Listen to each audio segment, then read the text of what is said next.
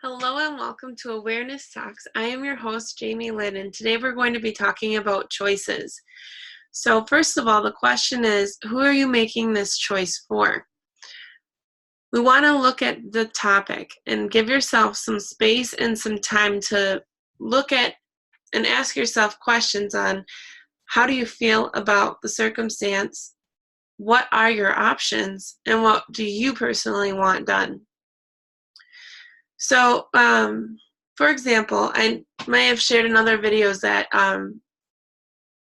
well, let's back up just a second. Manifestation works.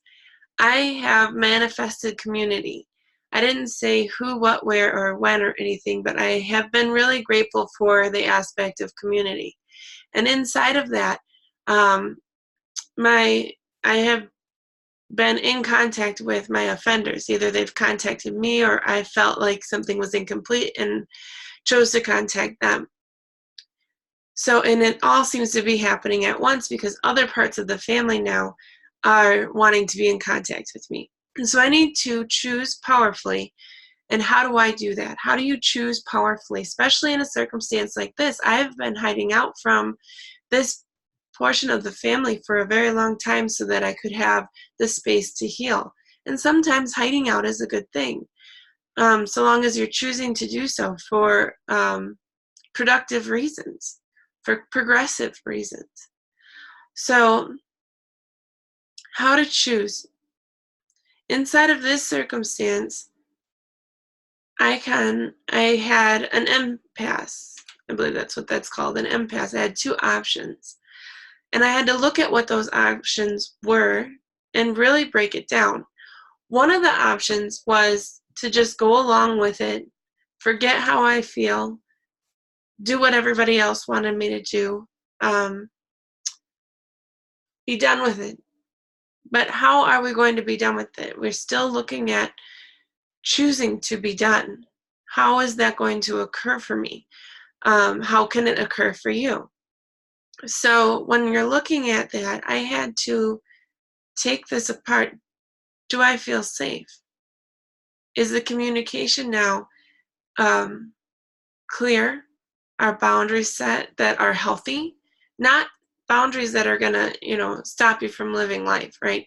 But in this circumstance, you want to look like, am I saying everything that I need to say? Am I being heard? So in both cases, I felt like I was being heard. And then I had to look, am I listening to the other?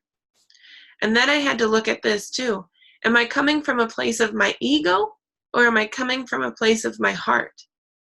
So I was actually coming from a place of my ego. I was holding on to promises I made to myself a long time ago. I mean, it's been about 20 years almost. Yeah, it'll be 20 years. And so what worked for me 20 years ago to protect myself and give myself some space doesn't necessarily work for me today. So there's another choice. Do I continue with this thought process of, fear and anger and frustration? Or do I look at them as brand new people, as they are here and now, not as they were back then, as myself here and now, not as I was back then, and then choose? So I still have some boundaries. Like, for example, I don't necessarily want to jump onto a phone call. I don't necessarily want to go and attend a party with them, and be, old buddies again. But what I can do, what is comfortable for me, is texting. And we don't have each other's phone number. There's ways of doing it through Facebook and things. We don't have each other's phone numbers. We don't have each other's addresses. There's no reason like they would randomly show up at my house. I have no fear of them doing that either. So I've made a choice to continue being in contact and doing it without bringing the past into it. We talk only of things that are happening now. It could be as dull as talking about the weather. I mean, I live far enough away from them at this point that my weather here could be really different from the weather that they're experiencing there. So it could be as dull as that. But when there's boundaries set, like for example, one of them likes to joke about sex. No big deal. Sex, you can joke. You should be able to joke about it. But for me, not with that person.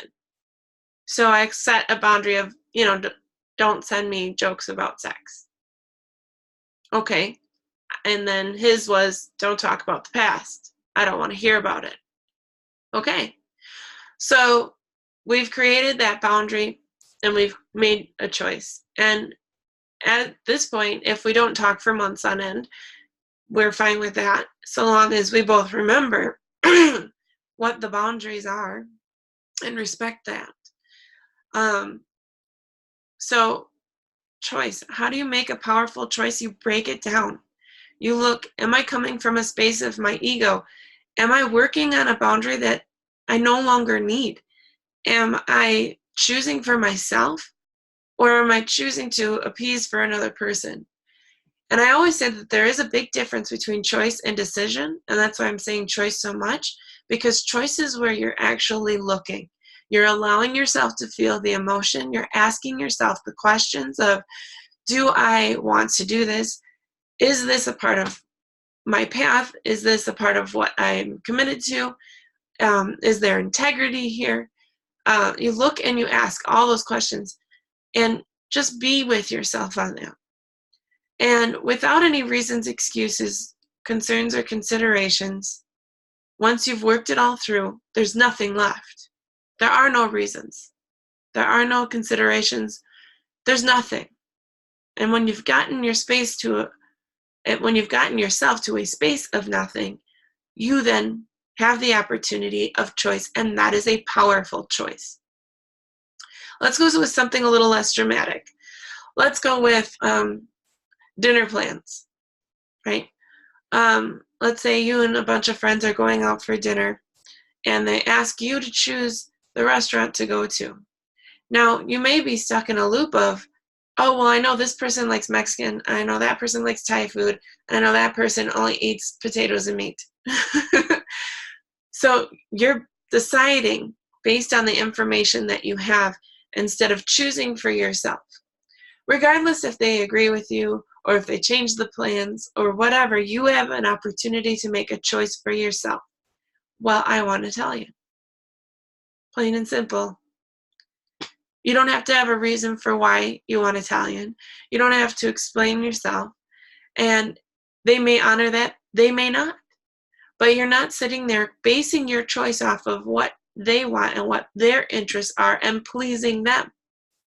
See, the thing is, for a lot of us, especially women, and especially those who've gone through traumatic events, we have a tendency to put ourselves in this safe little box, which has us be people pleasers. It's safer if either I react in anger and fear and nervousness, or it's safer that I let them get their way. And that doesn't have to be that way, right? You can say what you want, and maybe sometimes you get what you want. So a decision is basing your idea, or a decision kills off an opportunity. It kills off an opportunity for you to be heard. It kills off an opportunity for you to really work with yourself and put yourself first. It kills off an opportunity to create opportunities. So even though I created those boundaries or rules with my offenders or my cousins, I actually created opportunity for the space of love to be present, caring, kindness to be present, versus fear, anger, and nervousness to be present. So you have to just look. Take some time and look. Choose powerfully that creates opportunity, or decide and kill off opportunity. So the choice is yours, really. No pun intended. Right? So choose powerfully, work this little system, try it out, see if it works for you. Do some research. I'm sure there's some more. There's books. There's other people that talk about choosing. So, I mean, I can't think of any right now, but try it out for yourself. Maybe watch this video one more time so you can get the steps down. If you're ever inside of a program, I actually, have a paper that I hand out to you, or a PDF. So I might make that available at some point in the future as just like this free little download type thing. But as of right now, just take your notes, watch it twice, see what you think, apply it to your life, see how it works for you. For me, it brings peace of mind to be able to talk it out, work it out, write it down, think on it for a couple of days if you have to, depending on how large the circumstance really is. And just know that you're a wonderful human being. You're amazing. You're powerful. And choice is for you. All right. Take care, and I will see you on Thursday.